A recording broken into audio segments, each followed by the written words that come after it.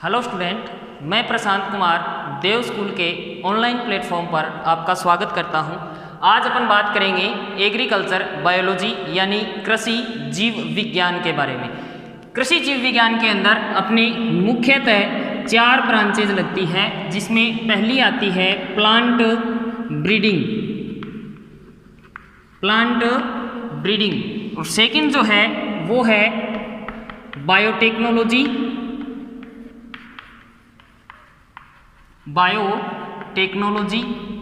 Third number पे अपने पास आती है जिसका नाम है एंटोमोलॉजी और फोर्थ जो है वो है प्लांट पैथोलॉजी।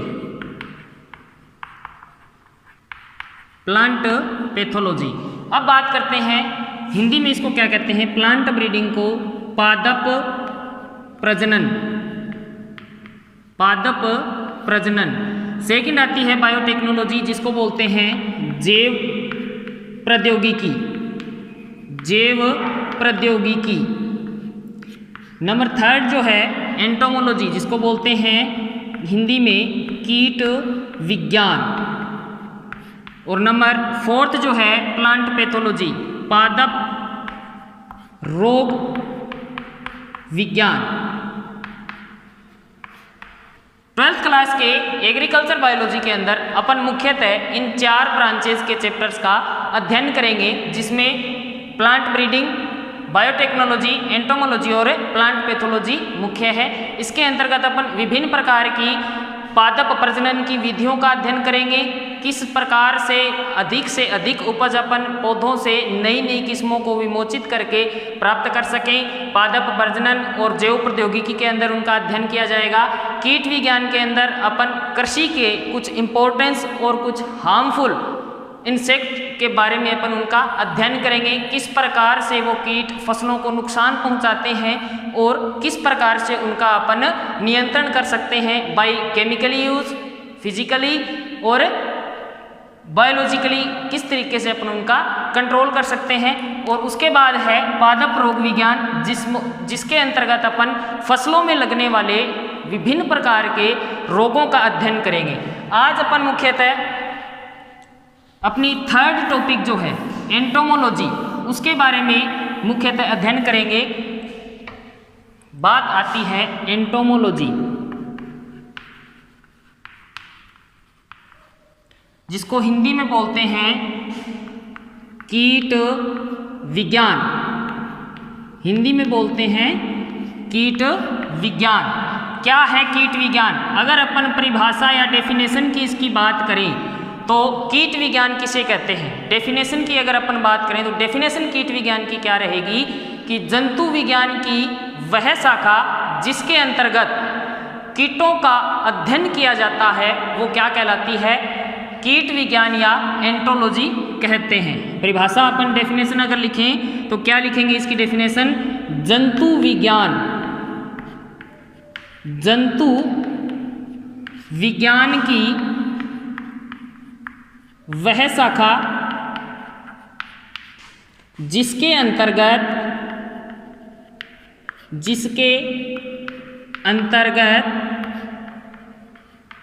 कीटों का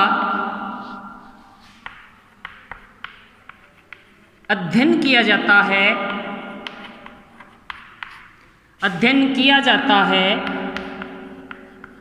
वह कीट विज्ञान या एंटोमोलॉजी कहलाती है। कीट विज्ञान कहलाती है। बात आई है कीट, इंसेक्ट। कीट यानी इंसेक्ट। अगर अपन बात करें कीटों के बारे में, कीट क्या हैं, इंसेक्ट्स क्या हैं, बात करते हैं इंसेक्ट्स की। तो इंसेक्ट्स क्या होते हैं? इंसेक्ट्स की अगर अपन बात करें तो इनकी मुख्यतः विशेषताओं की अगर अपन बात करते हैं, कीटों की विशेषताएं अगर अपन बात करें विशेषताओं की, तो सर्वप्रथम अपने पास फर्स्ट इनकी विशेषता आती है कि कीटों का शरीर जो होता है वो खंडों में विभक्त होता है। खंडों में विभक्त होता है। मतलब विभक्त का मतलब बंटा हुआ होता है।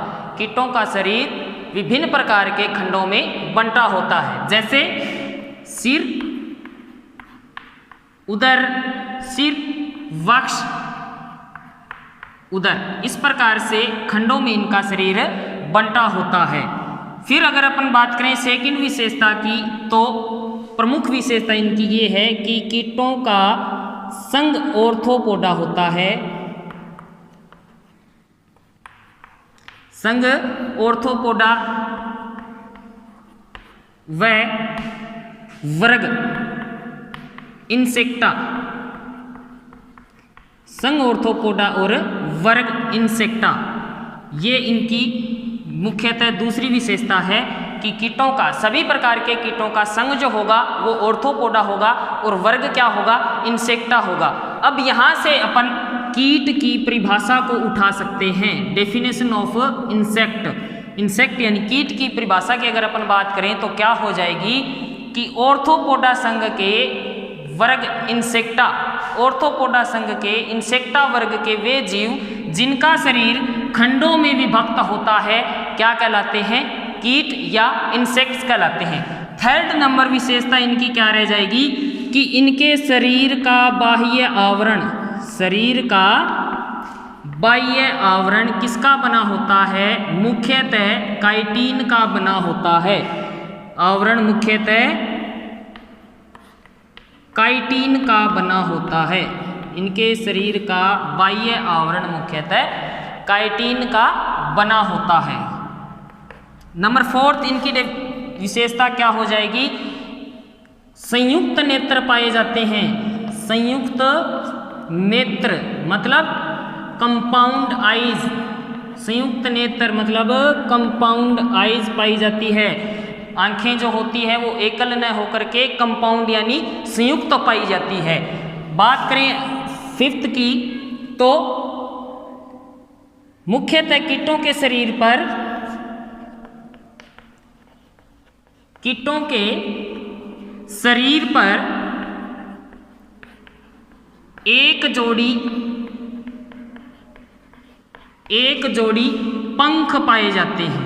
कुछ के अंदर पाए जाते हैं, कुछ के अंदर नहीं पाए जाते। मुख्यतः एवरेजली अगर अपन बात करें, औसतन अगर अपन बात करें तो पंख क्या होंगे, पाए जाएंगे। अब अगर अपन बात करते हैं, ये तो हो गई कीटों की विशेषता। इसके बाद अपन बात करें कि किस प्रकार का कीटों का जीवन होता है, किस प्रकार से वो अपना जीवन यापन करते हैं पेड़ पौधों पर रह के, तो उसकी अगर अपन बात करें तो कीटों के अंदर एक अपना पीढ़ी दर पीढ़ी अपनी शरीर को विकसित करने के लिए, कीट अपने शरीर को विकसित करने के लिए क्या करते हैं, कायांतरण। क्या करते हैं, कायांतरण। शब्द से अपने को समझ में आ रहा है काया अंतरण, मतलब अपने शरीर को बदलते हैं, शरीर को बदलते हैं। ये होता है मुख्यतः दो प्रकार का।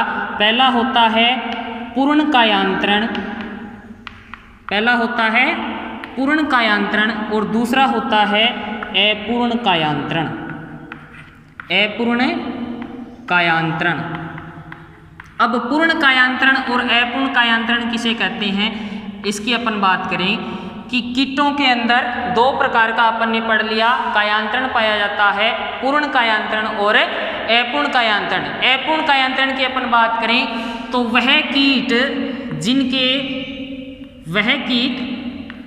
जिनके जीवन चक्र में, लाइफ साइकिल में, जीवन चक्र में सिर्फ अंडा, अभ्रक और प्रौढ़,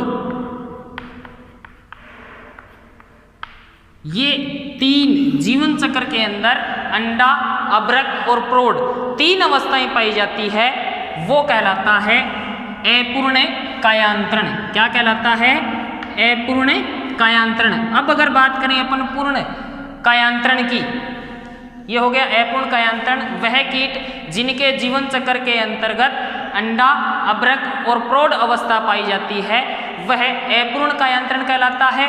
और पूर्ण कायांतरण की अगर अपन बात करें तो एक और अवस्था जुड़ जाएगी। कौन सी? एक तो हो गई अंडा, सर्वप्रथम अंडा हुआ, अंडे के बाद लार्वा, लार्वा के बाद कोष, और उसके बाद क्या आ जाएगा? प्रौढ़। उसके बाद क्या आ जाएगा? प्रौढ़। तो इस प्रकार की अगर 4 अवस्थाएं किसी कीट के जीवन चक्र में पाई जाती है तो उस प्रकार का कायांतरण क्या कहलाएगा? पूर्ण कायांतरण कहलाएगा।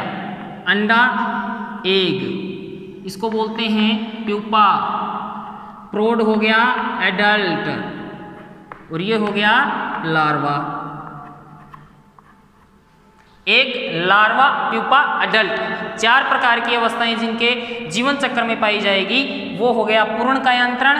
और अपूर्ण कायांतरण कौन सा हो गया? जिनके जीवन चक्र के अंदर अंडा, अभ्रक और प्रौढ़ अवस्थाएं पाई जाती है। अब अगर अपन बात करें कीटों के वर्गीकरण के बारे में, कीटों को अपन वर्गीकृत करते हैं। वर्गीकरण की अगर अपन बात करें, कीटों का वर्गीकरण, वर्गीकरण करते हैं तो पहले अपन स्टार्ट में अपन कीटों का वर्गीकरण करते हैं। वर्गीकरण क्यों आवश्यक है? किसी भी जीव जंतु या किसी भी पेड़ पौधे का वर्गीकरण तभी किया जाता है जब अपने को उसका पूर्ण और गहन अध्ययन करना होता है। वर्गीकरण क्यों किया जाता है? कि किसी के बारे में पूर्ण रूप से जानकारी लेनी हो, पूर्ण जानकारी प्राप्त करने के लिए क्या किया जाता है? वर्गीकरण, उसको वर्गीकृत करते हैं। तो सबसे पहले अपन कीटों का वर्गीकरण करते हैं तो सबसे पहले आते हैं अपने पास ऋतु के आधार पर। ऋतु के आधार पर किस प्रकार, कौन सी ऋतु में कौन से कीट लगते हैं और कौन सी ऋतु में कौन से कीट लगते हैं, इनका अगर अपन अध्ययन करेंगे तो पहले आती है अपने पास ऋतु खरीफ ऋतु। पहली है खरीफ। खरीफ ऋतु में लगने वाले कीट कौन से हैं? तो पहले आ जाएगा कातरा, उसके बाद है खरीफ का टिड्डा,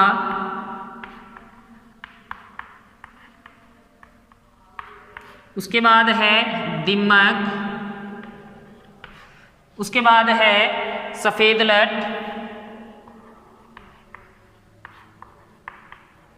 आदि।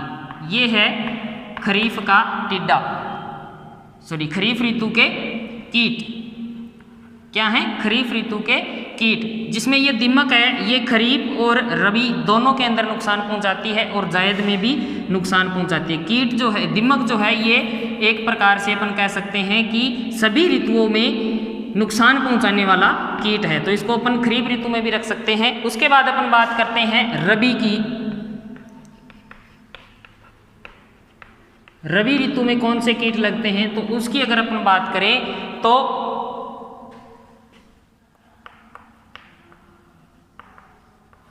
गेहूं का गुलाबी छिद्रक पिंक बोरर, गेहूं का गुलाबी छिद्रक या पिंक बोरर जिसको बोलते हैं, पिंक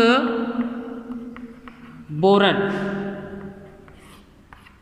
गेहूं का गुलाबी छिद्रक। दूसरा आता है इसमें चने का फली छेदक, चने का फली छेदक और सरसों का मोयला, सरसों का मोयला। ये खरीफ ऋतु में लगने वाले प्रमुख रूप से कीट हैं और ये हो गए ऋतु के आधार पर।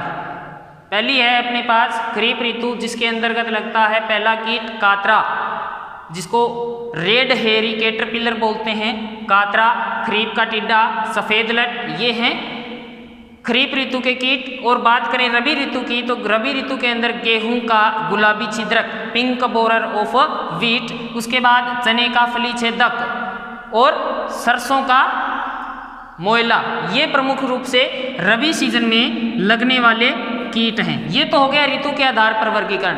अब अगर अपन बात करें फसलों के आधार पर, फसलों के आधार पर अगर अपन बात करें कि कीटों को किस प्रकार से बांटा गया है, वर्गीकृत किया गया है, तो दूसरा अपने पास आ जाएगा वर्गीकरण का पार्ट फसलों के आधार पर,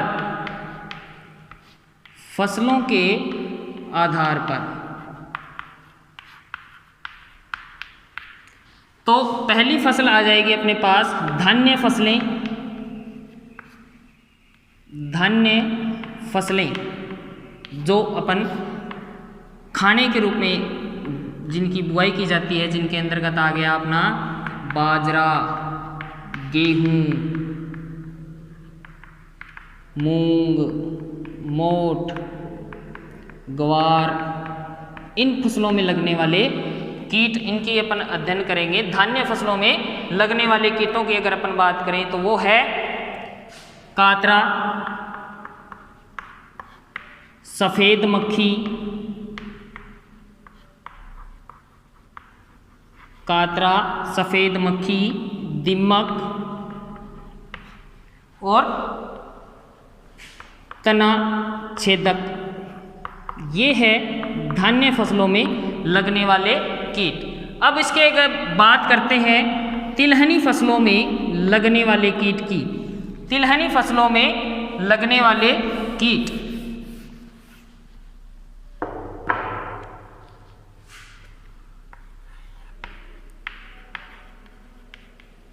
तिलहनी फसलों में लगने वाले कीट,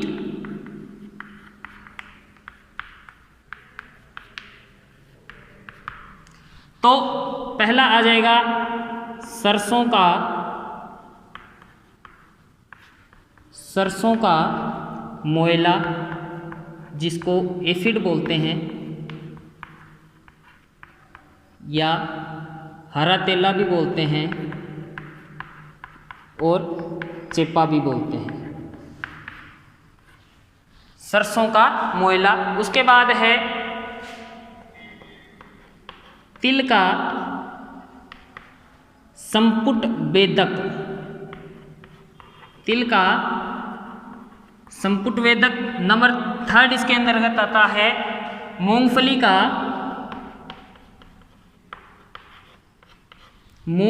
का पर्ण सुरंगक, जो मूंगफली की पत्तियों में लगने वाला कीट है। पत्तियों के अंदर ये एक प्रकार से सुरंग सी बना देता है, इसलिए इसको पर्ण सुरंगक कहते हैं। इसके बाद अपन बात करते हैं 4 नंबर पर फलों में लगने वाले कीट, फलों में लगने वाले कीट। तो फलों में कौन से कीट लगेंगे, जिसमें पहला आता है बेर की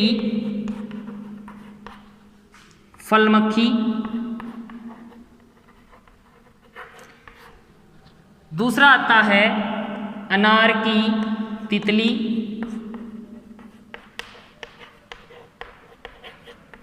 बेर की फल मक्खी, अनार की तितली, और नंबर 3 आता है नींबू की तितली,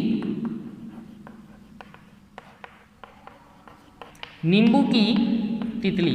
ये हैं प्रमुख रूप से फलों में लगने वाले कीट। तो अपन ने